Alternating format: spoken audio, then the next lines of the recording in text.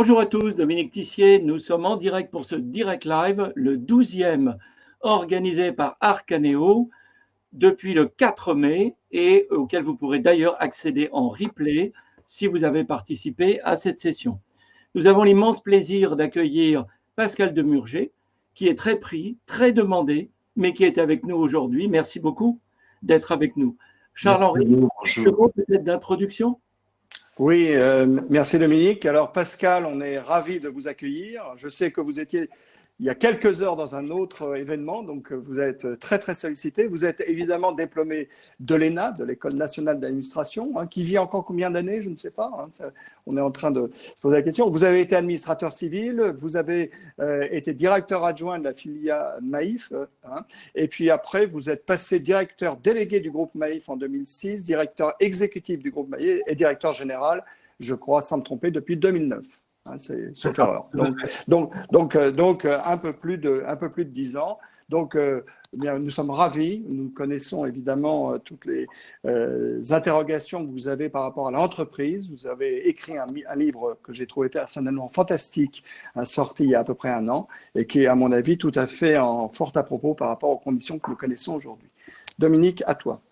Pascal, nous allons avoir 3 séries de questions.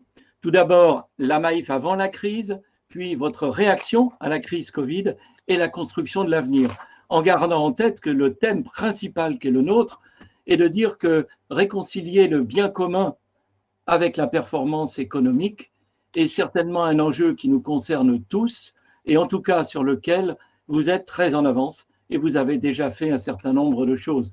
Entreprise à mission, quelques questions de signature encore à venir, mais globalement, vous êtes déjà pratiquement installé en tant qu'entreprise à mission. Quelques mots peut-être sur, pour vous, qu'est-ce qui a permis à la Maïf d'aller dans ce domaine-là plutôt vite et quels sont pour vous les points clés finalement qui vous permettent de vous déclarer entreprise à mission? D'abord, bonjour à toutes et à tous, ravi d'être ici et merci beaucoup pour cette invitation.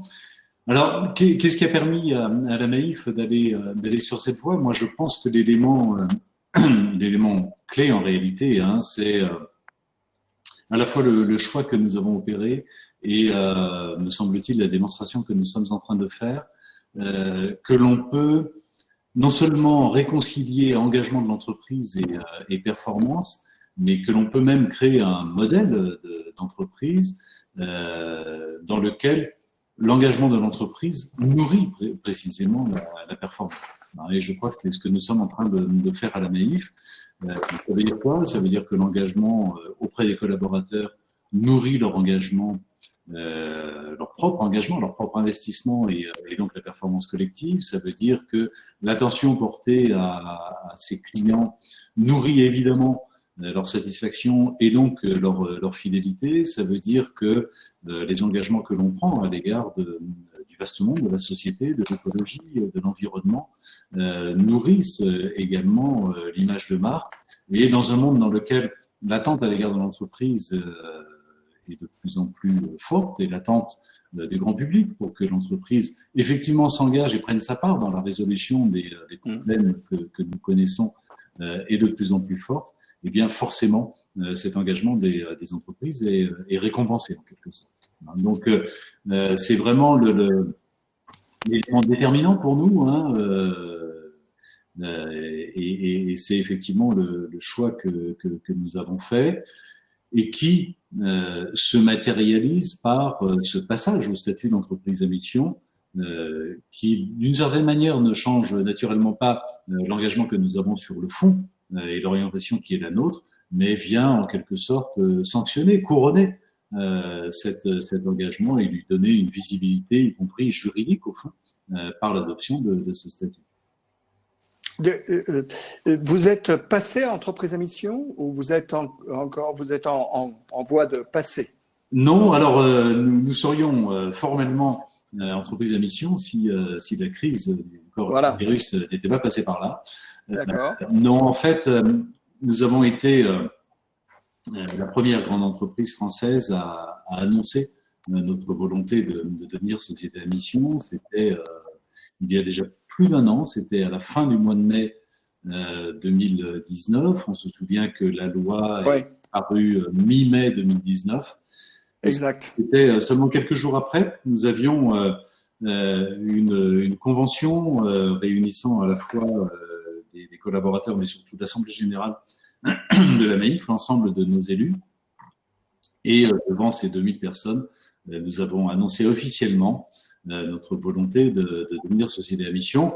Ensuite, il y a une dimension formelle. Il fallait que les décrets d'application de la loi soient publiés. Ça n'a été le cas qu'à la toute fin de l'année, même partiellement en janvier. Ensuite, une fois ces décrets publiés, il fallait réunir une assemblée générale extraordinaire pour modifier les statuts. Celle-ci était convoquée il y a déjà quelques semaines, mais malheureusement, elle n'a pas pu se tenir. Elle aura lieu dans quelques jours. Alors, avant cet événement, vous aviez déjà des propositions de pièces détachées d'occasion pour les sociétaires. Vous aviez déjà supprimé les rémunérations incitatives sur la vente par les conseillers pour que les conseillers conseillent, et un ensemble d'autres mesures que vous décrivez de manière extrêmement claire dans votre livre. Finalement, qu'est-ce que ça change pour vous? Et là, je relaye la question de Jean-Christophe. N'étiez-vous pas de fait entreprise à mission? Qu'est-ce que ça change pour vous? À la fois, tout est rien d'une certaine manière. Si vous me permettez une comparaison qui n'est peut-être pas bienvenue, c'est finalement comme pour un couple qui vit ensemble depuis longtemps, le fait de se marier. À la fois, ça ne change rien, ça ne change pas la vie quotidienne, on est toujours ensemble, et en même temps, ça change tout. Ça change tout parce qu'on n'est plus tout à fait dans la même perspective, ça change tout parce que on n'a plus tout à fait le même regard des autres, on ne dit pas tout à fait la même chose au reste du monde, et donc il y a une vraie évolution malgré tout. Formellement, ça ne change rien. En effet, il y a de très nombreux engagements que nous prenons depuis très longtemps, et on va continuer dans cette voie. Et en même temps, ça veut dire qu'on déclare au monde, voilà officiellement ce que nous sommes, ce que nous voulons être, ce que nous voulons demeurer. Et donc, il y a une forme d'engagement, et d'engagement pris publiquement. Évidemment, ça donne un caractère irréversible aux choix entrepreneuriaux, en quelque sorte, qu'a fait la Maïf et que continue de faire la Maïf. On n'imagine pas demain une entreprise comme la Maïf dire finalement non, alors on va arrêter d'être société à mission parce que c'est plus tout à fait notre stratégie. Non, on brûle nos vaisseaux en devenant société à mission. On s'engage aux yeux du monde, effectivement, et ça a un côté, du coup, irréversible. Pascal, je ne sais pas si vous vous souvenez, au Congrès HR, je vous avais posé une question sur le fait que devenir une entreprise à mission, c'était peut-être un moyen aussi de se protéger des actionnaires. Alors, on a eu un papier qu'on a vu il n'y a pas longtemps, produit par un de mes collègues professeurs de Bordeaux, et qui dit qu'à la limite, on pourrait imaginer des sociétés qui deviennent entreprises à mission et qui font un peu n'importe quoi. Vous voyez, protéger des actionnaires. Donc, évidemment, ce n'est pas votre dessein, mais qu'est-ce que vous en pensez de cette relation aux actionnaires qui, évidemment, quelque part, est un petit peu différente, évidemment? Mais effectivement, le fait d'ajouter à côté de son objet social un objet plus sociétal, une mission sociétale, permet d'expliquer que finalement telle décision, tel engagement en faveur de la société ou de l'environnement répond à un objectif statutaire, puisque ce sera effectivement inscrit dans les statuts. Et donc, ça peut permettre, en effet, de protéger les dirigeants ou le board de l'entreprise d'une action pour, quelque sorte, un acte anormal de gestion, puisqu'il serait éventuellement lu comme étant contraire à l'objet social immédiat ou différent de l'objet social immédiat de l'entreprise. Quelle est la question que ça pose derrière? La question que ça pose derrière, c'est celle finalement de l'horizon de temps dans lequel on se place. Un actionnaire pourrait considérer que finalement tel engagement de l'entreprise va à l'encontre de ses intérêts parce que à très court terme, formellement, peut-être que oui, ça va à l'encontre de l'intérêt immédiat de l'entreprise, y compris de sa profitabilité immédiate.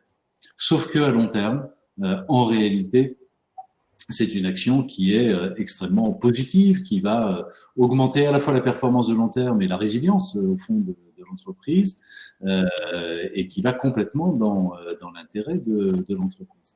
Il y a donc cette question de la réconciliation.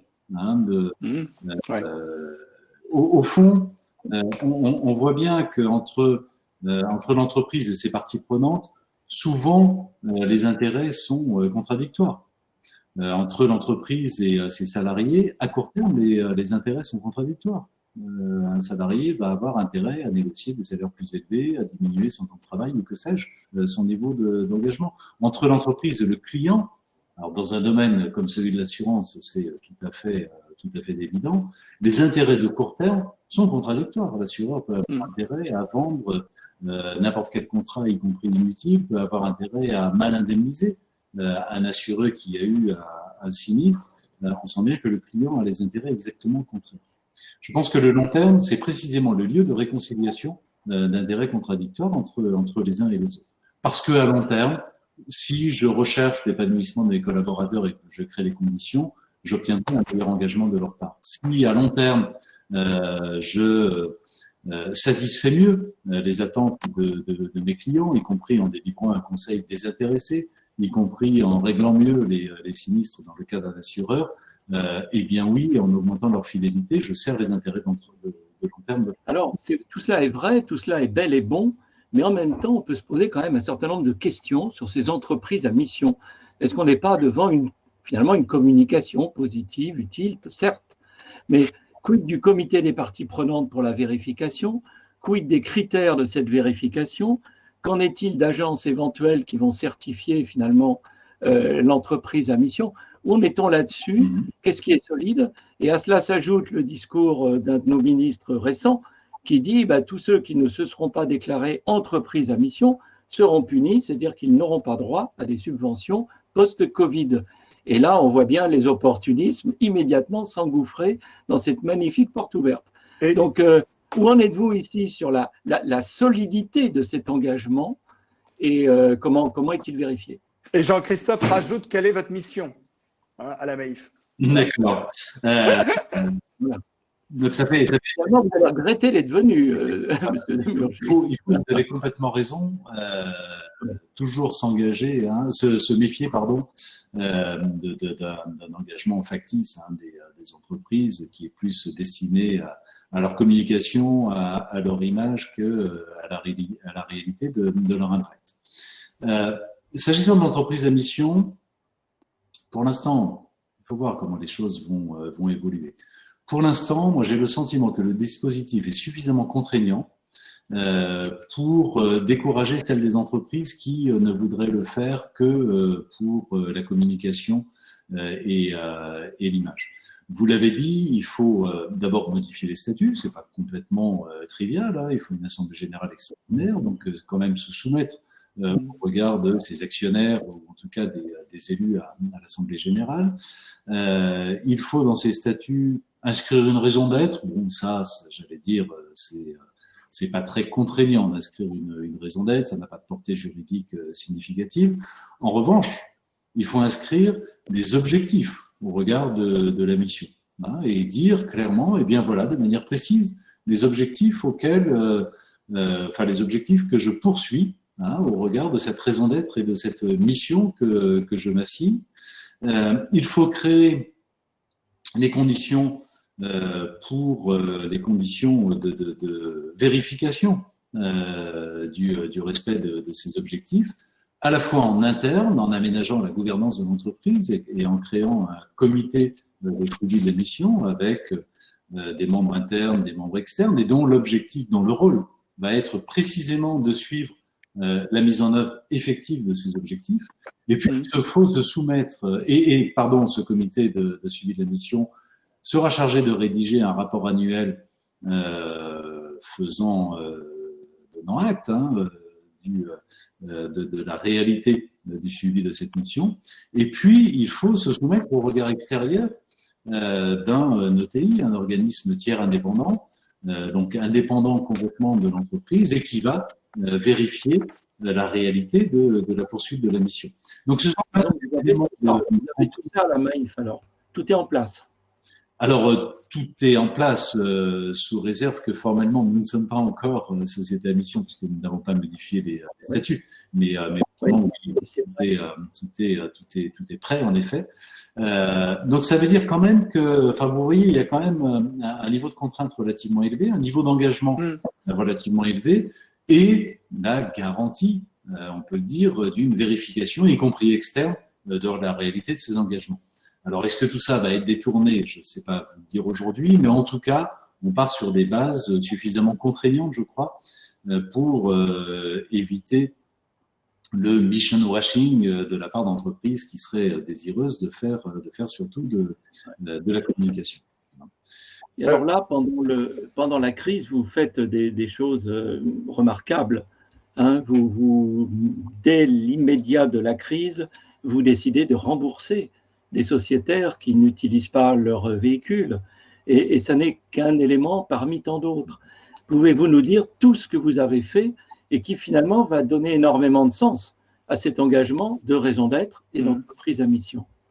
Alors, moi, je crois qu'on doit diriger une entreprise avec un certain nombre de principes relativement simples.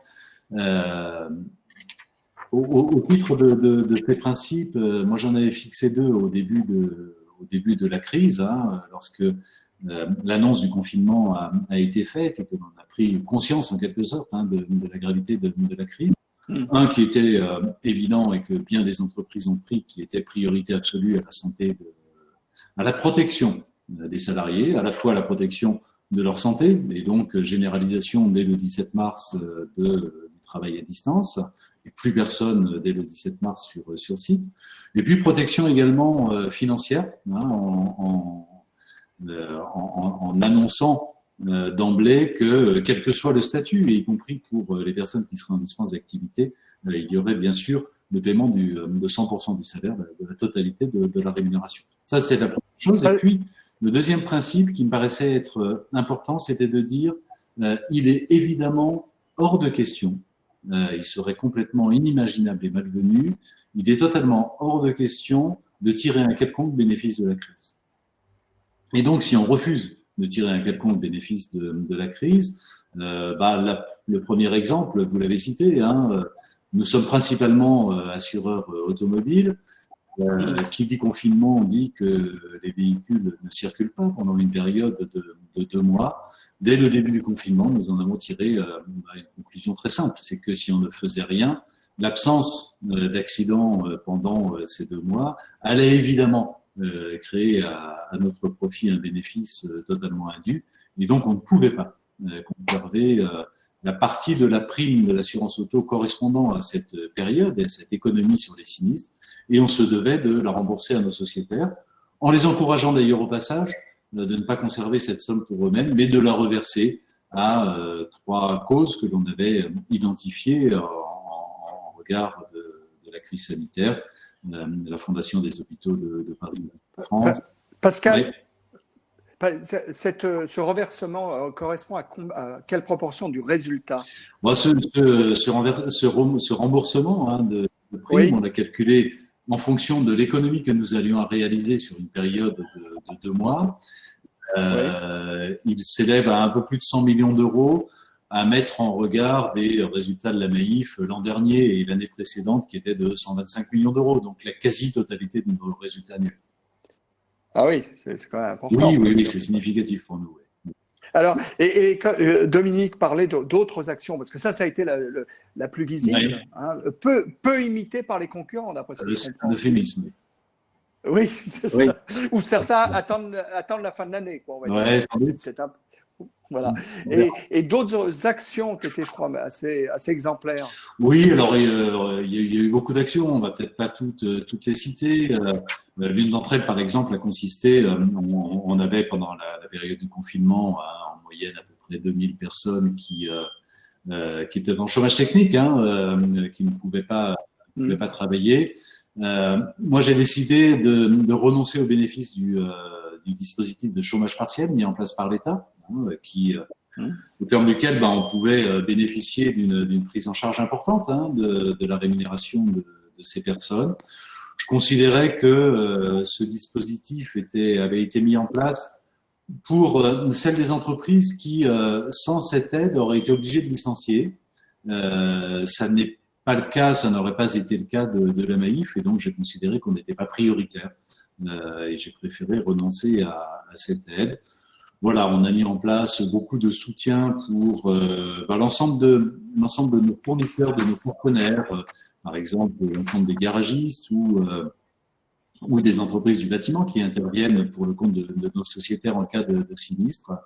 On a mis en place un plan de soutien, d'aide d'une trentaine de millions d'euros pour les aider à passer ce mauvais cap, etc., etc. Il y a eu pas mal d'autres mesures.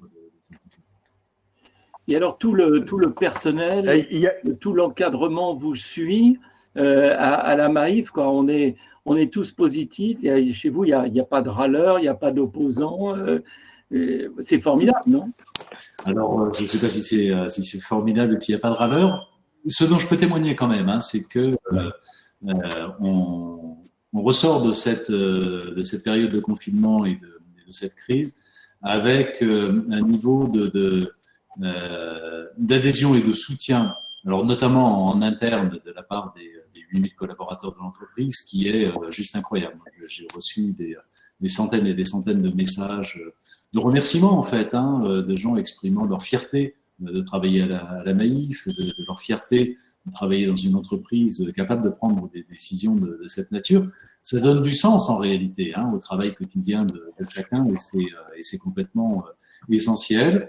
Avec également, je dois le souligner, un niveau d'adhésion de nos partenaires sociaux, des organisations syndicales qui est extrêmement fort également, et qui nous suivent complètement dans les différentes mesures, y compris de déconfinement que nous avons prises ou que nous sommes en train de renforcer actuellement. On a beaucoup de questions sur ce qui est le cœur de notre interview de cet après-midi, qui est business model, j'allais dire contribution au bien commun et performance économique.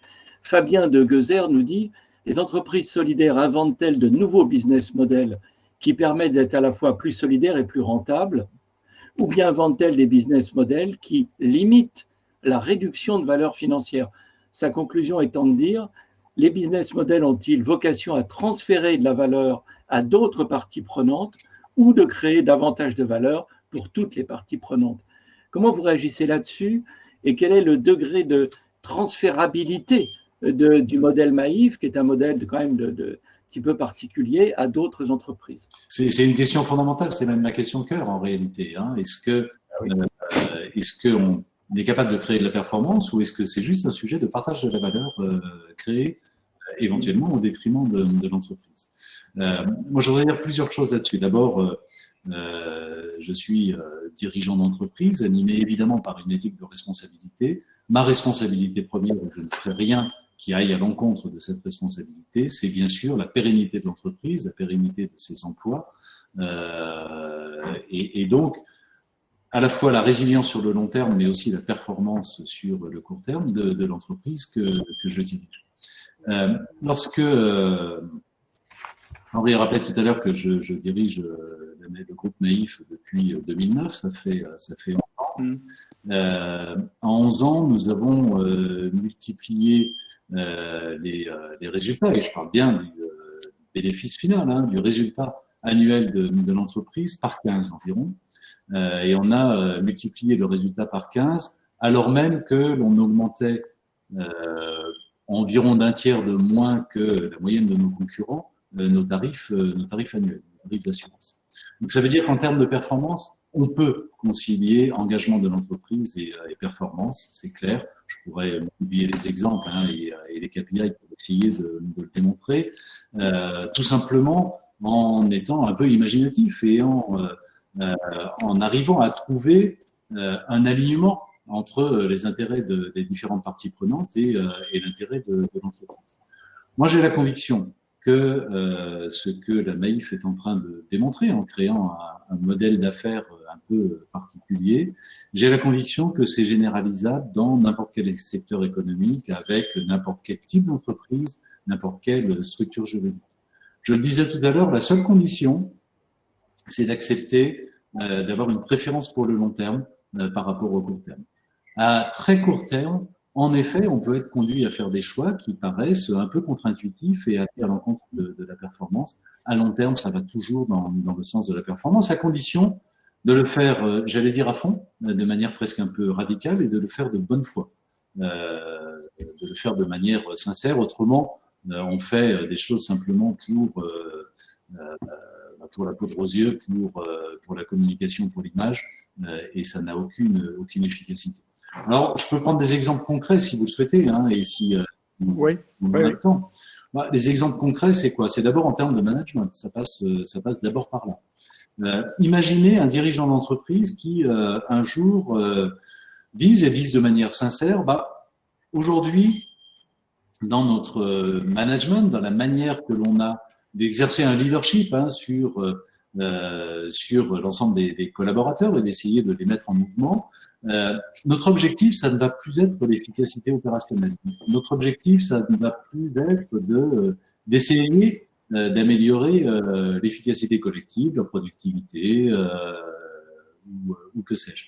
Mais notre objectif, ça va être exclusivement, et on le fait de manière sincère, ça va être exclusivement l'épanouissement des collaborateurs. Vous diriez, ce patron est juste fou, ou c'est une espèce d'illuminé qui ne va pas aller très loin. Concrètement, que va-t-il se passer si vous fixez ça comme objectif de manière sincère? Ben, vous allez mettre tout en œuvre pour effectivement atteindre cet objectif. Vous allez faire quoi? Vous allez d'abord essayer de donner plus de sens à l'action quotidienne de vos collaborateurs. Fixer plus de sens à la mission de l'entreprise et puis le décliner pour chaque collaborateur et lui montrer en quelque sorte quelle est sa contribution. Vous allez ensuite essayer de lui accorder plus de confiance. Plutôt qu'il soit là simplement pour dérouler un process de manière très mécanique, vous allez faire en sorte qu'il soit là pour apporter des solutions à des problèmes auxquels quotidiennement il a à faire face. Et donc vous lui faites confiance, vous lui déléguez, vous lui donnez des marges de manœuvre et vous lui dites bah oui, c'est à toi de résoudre ces problèmes-là et moi je te suis, a priori je te fais confiance sur ta capacité à le faire. Et puis vous allez créer un climat, un environnement qui soit un peu plus bienveillant, dans lequel il y a un peu plus d'attention à chacun, dans lequel il y aura peut-être un peu moins de compétition, de concurrence et effectivement un petit peu plus d'attention portée à chaque individu. Qu'est-ce que ça va créer tout ça? Ben, ça va faire que si moi, collaborateur de l'entreprise, je comprends un peu plus le sens de mon action. Je sais pourquoi je me lève chaque matin. Je comprends à quoi je contribue. Et je contribue à une mission qui est belle et à laquelle j'adhère et je crois. Si en plus je sens qu'on me fait confiance, que j'ai des marges de manœuvre, je vais pouvoir trouver des solutions, être un peu innovant, être un peu imaginatif, et que tout ça se fait dans un climat qui est positif et qui n'est pas hostile, c'est clair que ma motivation, elle va être multipliée par 10. Et c'est clair que si ma motivation est décuplée, mon engagement lui-même va être très largement augmenté et vous vous retrouvez avec un corps social qui, en effet, apporte le meilleur de lui-même, s'engage beaucoup plus fortement que si vous êtes sur un schéma managérial classique, reposant sur l'autorité, sur à la fois des ordres et du contrôle, et qui est finalement très, très, très appauvrissant. Voilà un exemple pour une partie prenante. C'est vrai pour la relation client, c'est vrai pour l'impact sur l'environnement.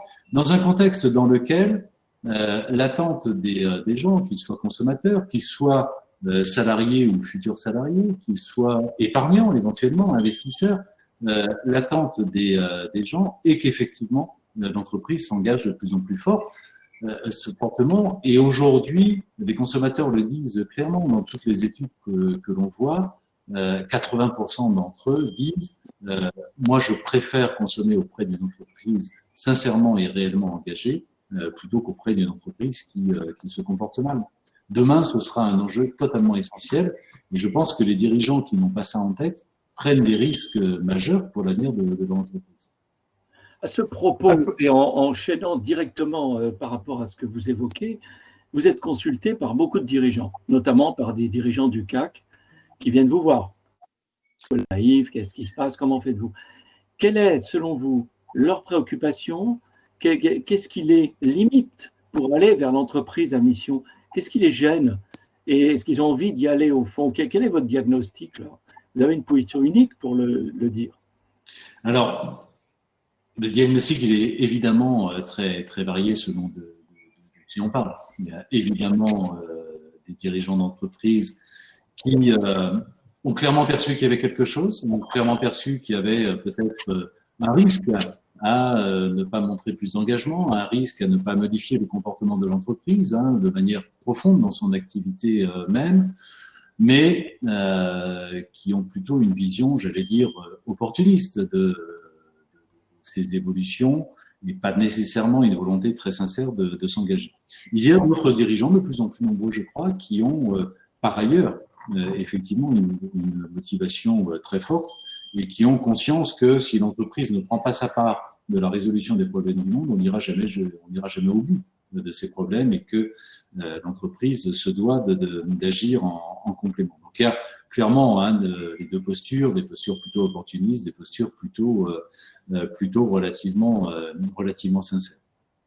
Après, je crois que aussi bien chez les uns que chez les autres d'ailleurs, et ça peut prendre des formes différentes, je crois qu'il y a un vrai intérêt pour ces sujets et la volonté progressivement de s'engager beaucoup plus.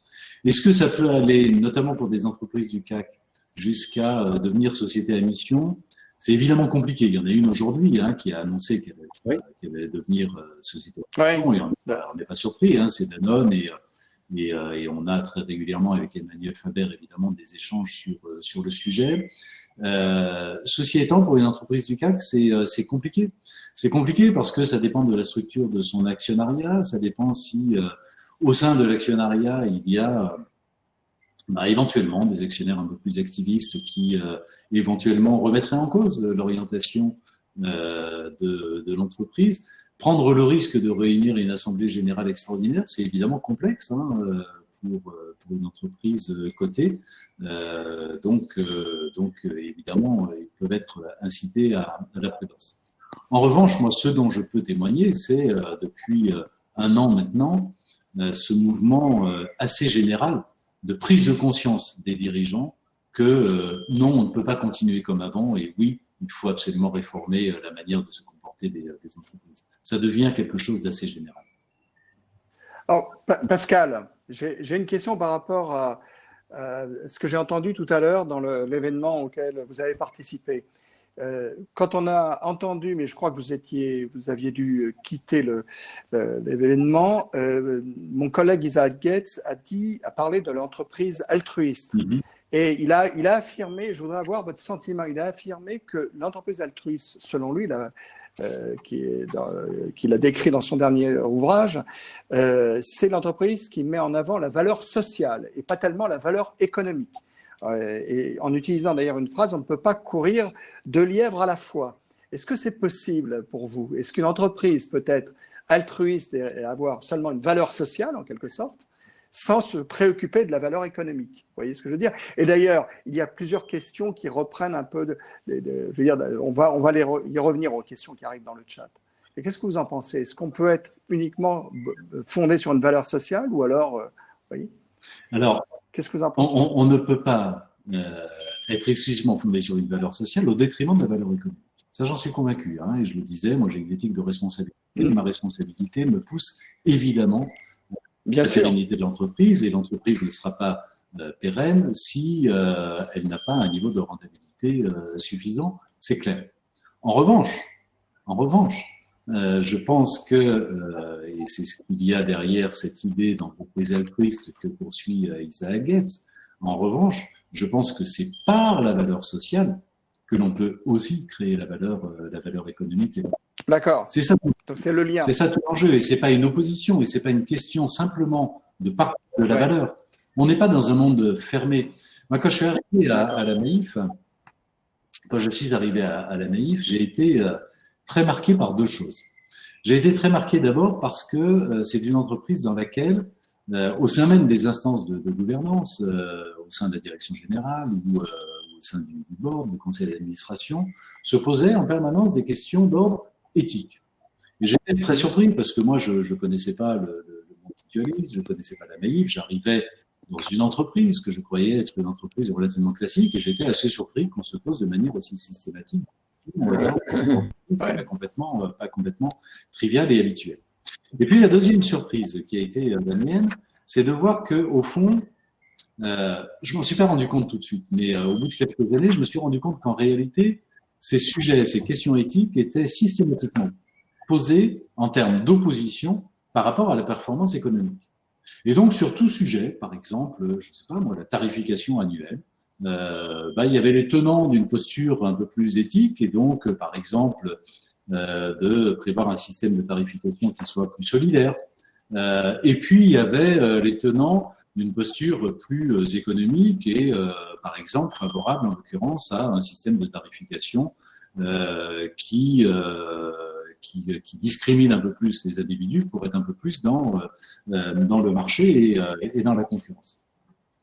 Et évidemment, à chaque fois, il y avait une décision qui était prise et qui était une décision intermédiaire, à 50-50, à 80-20, à 20-80, peu importe. En tout cas, la somme des deux, ça fait toujours 100. On n'est jamais complètement éthique, on n'est jamais complètement économique. Le truc, pour moi, c'est vraiment de passer au stade, à l'étage du dessus. C'est-à-dire de créer un modèle dans lequel, en effet, en étant 100% éthique, on est 100% économique. C'est pas un arbitrage entre les deux, c'est pas un moyen terme entre les deux, c'est la totalité des deux. Et ça, on peut effectivement le faire. Vous l'avez bien dit d'ailleurs, hein, je crois l'avoir un petit peu montré dans le livre que j'ai publié sur le sujet. Oui, bien sûr. On a deux questions dans le chat. L'une est assez complète.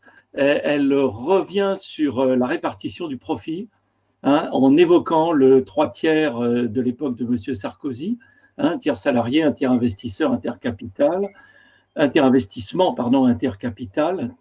La deuxième porte sur le management en faisant de fait un lien entreprise à mission, confiance, bienveillance. Je sais que la question de la confiance vous est très familière, on vous interroge beaucoup dessus. Donc deux questions, votre point de vue sur cette ventilation du profit et peut-être un mot sur les salaires à la Maïf et l'intéressement à la Maïf. Et deuxième point, management et confiance. Alors, deux vastes sujets, là encore. Oui. Sur la question du partage de la valeur, évidemment, moi, je suis très favorable. Et là aussi, y compris pour des questions de performance, pas seulement pour des questions de justice, d'éthique, d'équité, mais je suis très favorable à une répartition qui soit équitable de cette valeur. Ça pose, vous avez raison, fondamentalement la question du système de rémunération de l'entreprise. Je peux vous décrire rapidement celui qui est en place à la Maïf, avec plusieurs aspects, me semble-t-il, relativement intéressants. D'abord, le système de rémunération d'une entreprise. Le premier élément, c'est évidemment l'éventail des rémunérations. Et d'où partons et jusqu'où va-t-on. Pour ce qui concerne la Maïf, on a un éventail relativement réduit, puisque entre la rémunération la plus faible et la rémunération la plus élevée, on est dans un rapport de 1 à 20 ou approximativement 20, enfin on est très, très proche de 20, là où pour des entreprises de la taille de la Maïf, celle du SBF 120 par exemple, on est plutôt dans un rapport de 1 à 200, donc on voit que l'éventail est beaucoup plus resserré.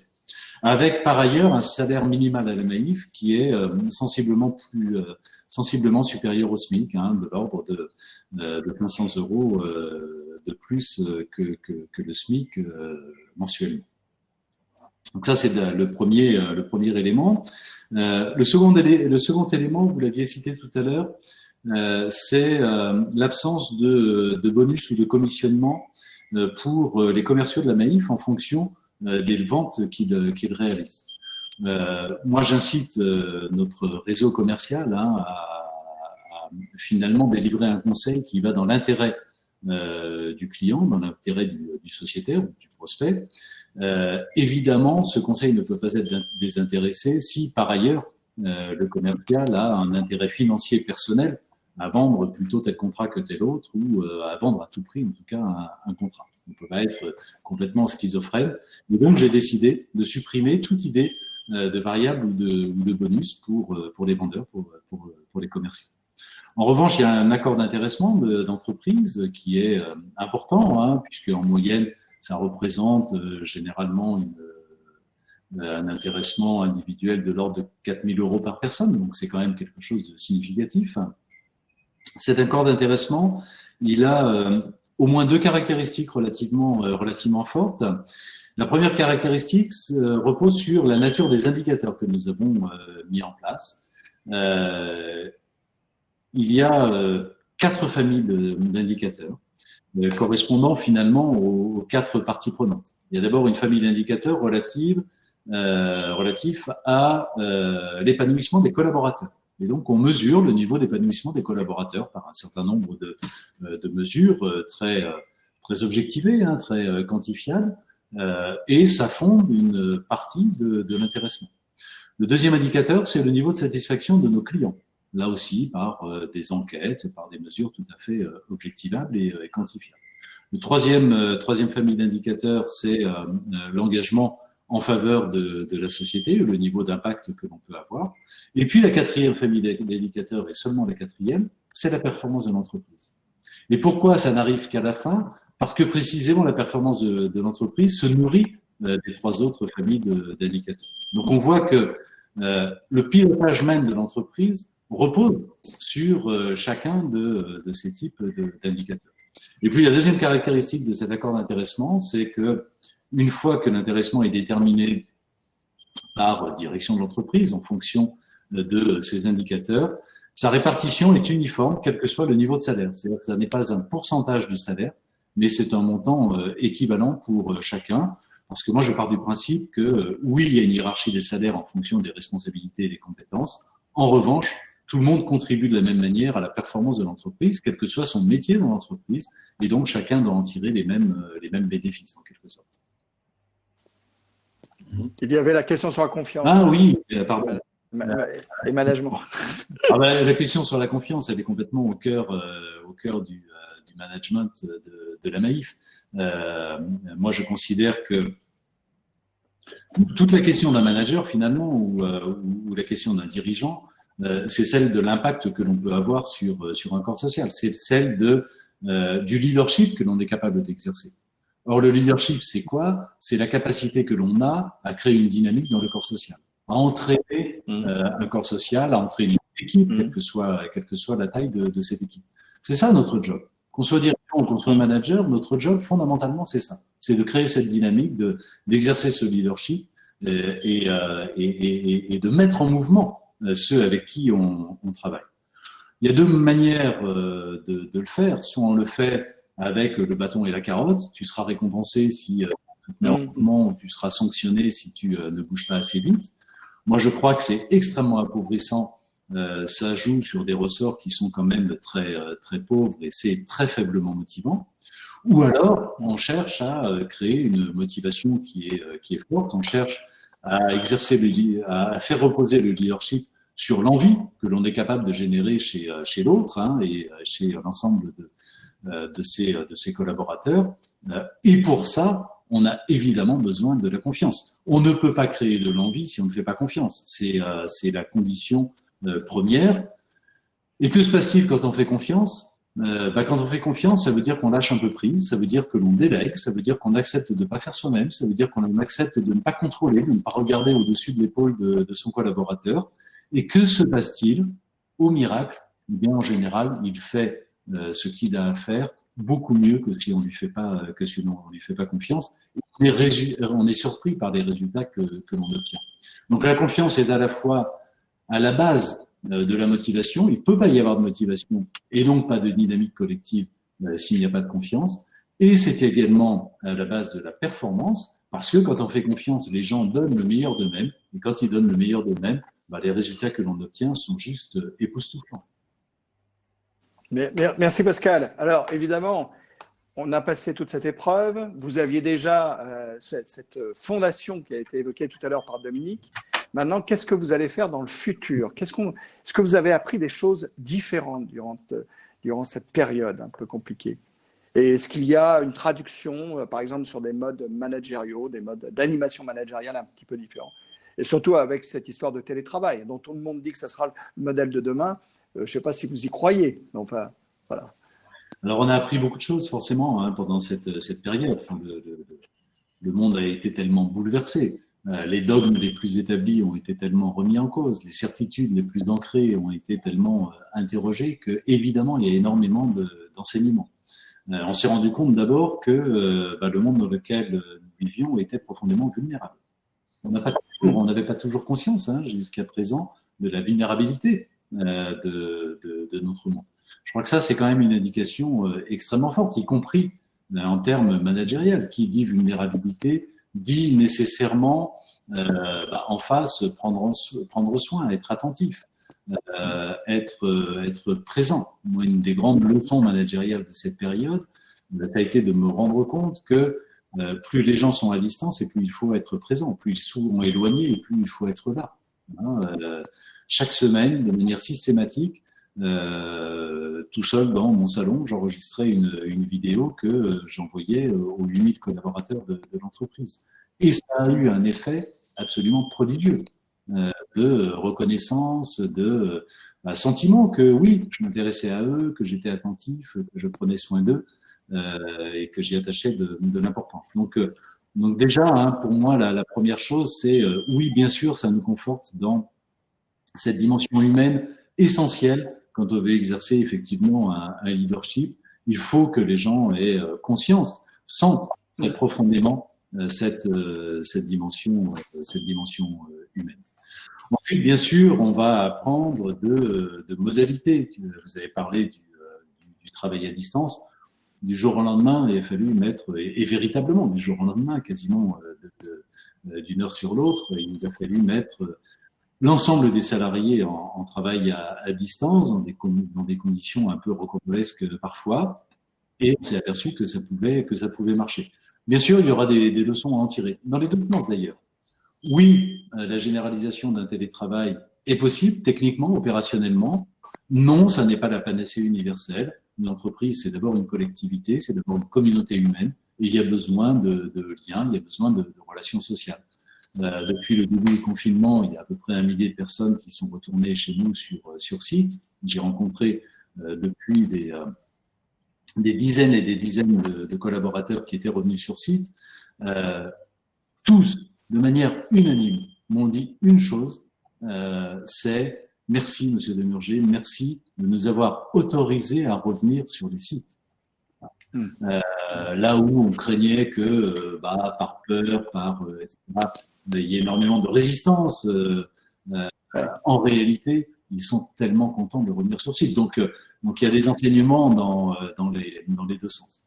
Et puis, pour moi, le dernier enseignement, plus fondamental, j'allais dire, hein, c'est que ça me conforte dans le modèle d'entreprise que l'on essaye de construire, c'est-à-dire une entreprise engagée. Quand on voit la profondeur de la crise, quand on voit l'inversion des priorités que la crise a permis, hein, pendant au moins un temps donné, et j'espère que ce temps va durer, finalement l'économie s'est retrouvée au service de l'homme et non plus l'inverse.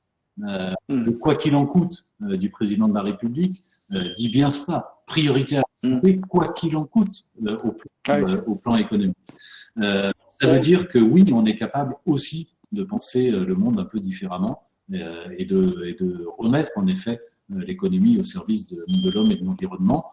J'espère qu'on en tirera des leçons pour l'avenir. En tout cas, pour ce qui concerne la Maïf, moi, ça ne fait que renforcer ma conviction de la nécessité d'un engagement sur le long terme, bien sûr. Merci beaucoup pour ce point de vue tellement rafraîchissant et qui fait très, très envie. Chaque fois qu'on vous écoute, on a vraiment envie d'y aller. Alors quand même, je relève la question de Céline qui dit « Mais quelles sont les difficultés que la Maïf rencontre sur ce parcours de l'entreprise à mission ?» Je l'entends penser, au fond, ça n'est pas Disneyland, ça doit être un peu difficile quand même. C'est forcément un peu difficile. C'est d'abord difficile pour la patience parce que c'est long, parce qu'il faut du temps et qu'on aurait envie que les choses aillent beaucoup plus vite et qu'en réalité il faut du temps. Ensuite, il y a d'une certaine manière à rebours le sujet de la confiance. Moi, je crois beaucoup à la nécessité de faire confiance dans le management, mais encore faut-il inspirer confiance. Et cette question de est-ce que l'on est capable d'inspirer confiance et d'entraîner une entreprise sur cette voie qui est pas complètement intuitive, qui va à l'encontre des schémas de pensée traditionnels. Et donc, est-ce que on est capable encore une fois d'entraîner un corps social dans cette voie, de le faire adhérer? C'est évidemment un problème assez complexe qui va se nourrir progressivement des résultats que l'on obtient. Quand ça marche, quand on est capable de démontrer que oui, on obtient des résultats formidables, que oui, on a des clients qui sont 10 fois plus fidèles que les clients de nos concurrents, et que du coup, on économise incroyablement sur les coûts d'acquisition. Que oui, quand on manage de manière différente, le taux d'absentéisme s'effondre, 25% de baisse du taux d'absentéisme en très peu de temps. Quand on est capable etc. Tout ça, ça va nourrir la confiance. Ça fait que les gens vont progressivement se mettre dans cette dynamique et finir, c'est le cas aujourd'hui chez nous, par y adhérer, mais à 100% et en retirer énormément de fierté. Mais oui, il faut du temps, oui, il faut de la progressivité. Et oui, il faut, à un moment donné, être capable de montrer que ça fonctionne pour être suivi. Merci beaucoup. Je crois qu'on arrive un petit peu en limite du temps. Il y a une question de Charlotte. Il y a une question de Charlotte qui dit, qui dit, en tant qu'entreprise à mission, comment voyez-vous les relations avec les autres acteurs et surtout les petites et les très petites entreprises? Les consultants, les fournisseurs ont parfois tendance à nous concentrer surtout sur les grands groupes. Est-ce que vous voyez ce que je veux dire? Comment les petits acteurs, comment vous arrivez à les gérer? Je veux dire, dans cette démarche un peu de solidarité. Vous voyez un petit peu la question, hein? Donc, c'est clair ou pas? Bon. Alors, la question est un peu longue, hein, c'est pour ça. J'ai une compréhension de la question, je ne sais pas si c'est la bonne. Ce que je comprends, c'est au fond, qu'est-ce qu'un grand groupe comme la Maïf peut faire au bénéfice des petites entreprises, des TPE, des PME. Qui sont beaucoup plus fragiles. Comment? Qui sont beaucoup plus fragiles actuellement. Beaucoup plus fragiles. Et la crise, comme toujours, la crise, ça a été une loupe. Ça a grossi finalement le comportement des uns et des autres ou les problèmes auxquels on est confronté. Ça a été le cas notamment pour les petites entreprises qui ont énormément souffert. Nous, on a décidé dans ce cadre-là d'aider de manière active l'ensemble des petites entreprises qui travaillent avec nous, de faire des avances de trésorerie, non seulement d'accélérer les paiements, mais même de payer en avance des prestations qui n'ont pas été encore fournies, parce que ces entreprises ont besoin de trésorerie pour tenir le coup et pour sortir du confinement, etc. Il y a tout un catalogue de mesures que l'on a prises à leur bénéfice. Demain, on a décidé, ça n'était pas le cas jusqu'à présent, mais à partir de 2021, nous allons devenir nous-mêmes assureurs du monde de l'entreprise. Ça n'était pas le cas jusqu'à présent. Et on le fait précisément dans cette dynamique de transition économique. Ce que nous voulons faire en tant qu'assureurs du monde de l'entreprise, et notamment des PME et des TPE, c'est précisément accompagner des entreprises qui souhaitent s'inscrire dans cette dynamique de transition et les accompagner par ce que l'on sait faire, c'est-à-dire en l'occurrence l'assurance. Ça pourra éventuellement aller au-delà, mais en tout cas dans un premier temps par l'assurance. Donc oui, on peut faire des choses en faveur des petites entreprises qui sont effectivement beaucoup plus exposées. Très bien. Écoutez, merci beaucoup. Un immense merci, Pascal Demurger, dans un emploi du temps que l'on s'est hyper chargé, d'avoir été avec nous avec autant de sincérité, de simplicité. Vous donnez confiance? Merci. Ouais. Merci. Et Pascal, je voulais vous dire quand même qu'on a tous et en mémoire ce qui s'est passé là, ces dernières semaines. C'est vraiment le courage que vous démontrez quoi, en tant qu'institution et les actions que vous avez faites pendant le Covid, parce que vous n'avez pas parlé de toutes les actions vis-à-vis des soignants, oui. etc. Je veux dire, ça, il y a tout un catalogue d'actions. Vous êtes resté très discret. Bon, je sais que vous êtes pris par le temps. Merci beaucoup. Merci à vous. Et merci à tous d'avoir participé. Oui, et rendez-vous dans nos prochains direct live qui ont lieu la semaine du 22 juin. Donc, soyez fidèles, revenez-nous, nous serons ravis de vous retrouver. Merci à tous. Au revoir. Merci, au revoir. Merci.